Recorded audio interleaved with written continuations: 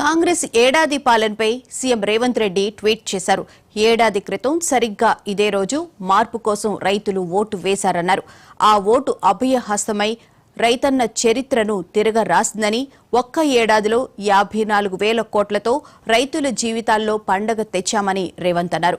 అలాగే ఇది నంబర్ కాదు, రైతులు మాపై పెట్టుకున్న నమ్మకం అన్న వ్యక్తం చేశారు. అన్నదాతలతో కలిసి రైతు పండుగలో పాలు పంచుకోవడానికి ఉమ్మడి పాలమూరుకు వస్తున్నా అని చెప్పి రేవంత్ రెడ్డి ట్వీట్ చేశారు.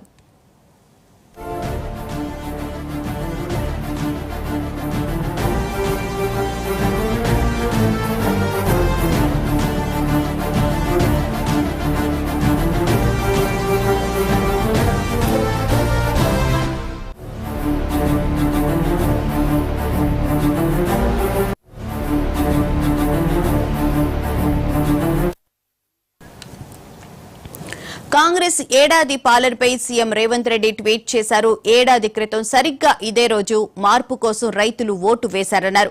ఆ ఓటు అభయహస్తమై రైతన్న చరిత్రను తిరగ రాసిందని, అలాగే ఒక్క ఏడాదిలో 54,000 కోట్లతో రైతుల జీవితాల్లో పండగ తెచ్చామని సీఎం రేవంత్ రెడ్డి అన్నారు. ఇది నంబర్ కాదు, రైతులు మాపై పెట్టుకున్న నమ్మకం అని, అన్నదాతలతో కలిసి రైతు పండుగలో పాలు పంచుకోవడానికి ఉమ్మడి పాలమూరుకు వస్తున్నా అని సీఎం రేవంత్ రెడ్డి ట్వీట్ చేశారు.